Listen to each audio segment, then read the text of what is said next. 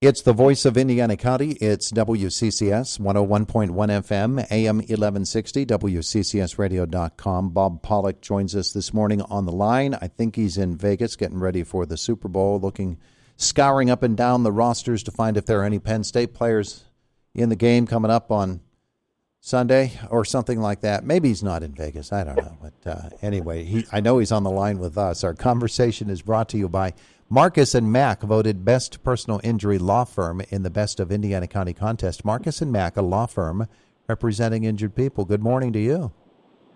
Good morning to you. What's going on? On the road, huh? That's nice. Yeah, I'm on the road today. That's good. That's good. Hey, I wanted to ask you a couple of questions around the lawn, and this is one of those annual questions. You get a look at the yard after the snow has gone off of it, and then you see where the moles have moles and voles. They've just been having a field day and turning my yard into a big mess. And, you're tempted, all right, I want to get the roller out now and get those things knocked down. How much damage are they doing by making those tunnels and chewing up those grass roots? Well, they're doing a really good job of aerating your soil. I mean, you could go rent a machine and it would do it not quite the same way, but some of the effects are the same. Mm-hmm. Yes, they can do some damage. I mean, they're moving earth, right? They're digging tunnels, pushing those up in mounds. And if that's what's happening, those would be moles with an M. And you mentioned voles with a V, and that is they work on top of the ground. So they crawl on top. They don't excavate. I mean, they will make a tunnel to make a home. Mm-hmm. And a lot of times they'll end up, if you have a wall or, a stone wall or, any kind of wall, they can get in behind that and make a nest. Or they'll make a hole and it'll be a nice clean hole. A lot of times it's under, shrubbery where they're protected from birds and other things that might come after them. And they feed on bark. All right, so they'll chew on woody plants, like, if you have junipers, that's one of the plants that they can make their home underneath, and then they'll, during the winter months, and other times, they'll girdle the branches by chewing on the bark. So if you have some ground-covered juniper, all of a sudden part of it's dying back, you have to kind of look down in there and see what's going on, and you can see where they chewed off the branch and girdled it, and then that stopped the flow of water and nutrients, and that branch dies. But back to and you can catch those. You can actually use snap traps, like the larger rat-size wooden snap traps or similar, and you can bait those and catch those much easier than you can the moles, which you rarely will see a mole. All you do is see what they've done.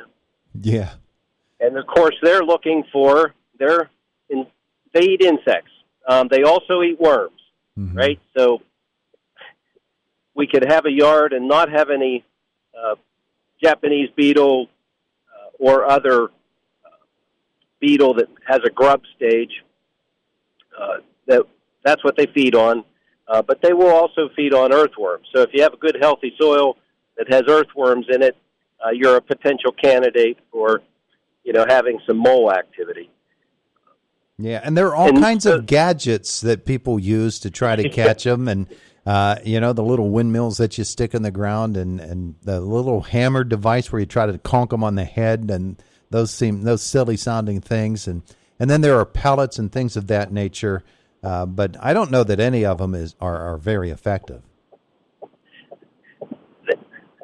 They can work, but a lot of times they don't work very well. Let's put it that way. So they can, the harpoon type traps. Those they usually have 3 spears on them, but you have to set that over an active runway, so that they come through that tunnel, and then they set the they set the trap off. So you've got to be very attentive to looking at where do those tunnels appear, and then set that trap so that you can hopefully catch one going through that tunnel. Yeah. And they will, they're very good excavators. They will, they can make a tunnel. It's amazing how far and they can go in a day. Yeah. And they'll, search for food. If they don't find it, then they'll go in a different direction. So a lot of times that's what happens. You get some damage for a period of time, and then they'll go elsewhere because they've either not found food or they found it, ate it, and then they have to go somewhere else to get more. Now, how do you mitigate the damage that they do, though? Well, the severity of it, if everything's really, if the yard looks like a rumble strip and there's piles all over the place, you really just have to level it back out. It's pretty hard to get that soil back in the hole, right? Mm-hmm. You just have to press it down. So you can go over that with a roller, and it doesn't have to be heavy, just, enough weight that you can settle the soil back down and get it firmed up. And then, take that soil that was in those volcanoes and then spread that back over the top again. Uh-huh. Uh-huh. And, of course, you have to wait and do that when it's, dry enough to not make a muddy mess. Yeah, yeah. I also note that down in a lower portion of the yard, it seems like there's more moss there than there ever has been before. And you've talked before about moss and why it's there, number one, but then what we're supposed to do about it. Skinning that stuff off of there is not the easiest thing in the world. No, although usually with a rake, it'll come up. It's not really attached very well. It almost grows just on top of the soil. So we have to start looking at, well, why isn't the grass growing to begin with? Something else is going on. So it's either, and there's a list of reasons why the grass may not be growing. It might be too shady. There could have been insect damage, say from grubs that killed the grass, or another turf disease that got in there and made spots or areas where the turf died. We also have to look at soil compaction. If the ground gets too compacted in that top 3 to 4 inches and the roots of the grass can't grow, then it'll kind of die out.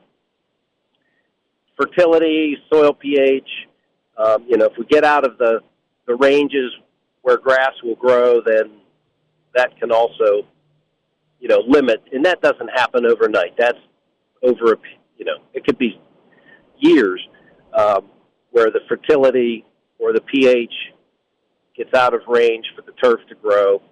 And then, we can do a soil test, which we can do, anytime now you can do a soil test either in the garden or in the yard, get that back so that, and within a week or so you can have that results back and then plan for whether you need to make changes there.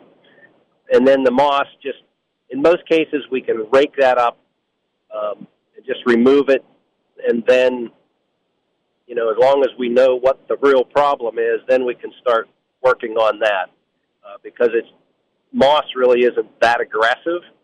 It kind of just takes over. Moss will grow on stones, right? Unless they're rolling, yes. Yeah, it's a little harder then. So there's a lot of different surfaces where moss, those spores can attach and they can grow, and it just happens that, if there's some bare ground or the turf is not as healthy as it could be and thick and dense, then that can be a site where it can get a foothold. If it is the soil type, too much water, too dry, and again, that can go back to conditions that allow the grass to grow or don't. Those will also contribute to why you might have moss there. Yeah. Okay. Well, there you go. We're just about out of time here this morning with Mr. Pollock. Appreciate the visit here this morning. It's Indiana in the Morning. Have a wonderful weekend, Bob. Thank you. You too. It is the voice of Indiana County. It's WCCS.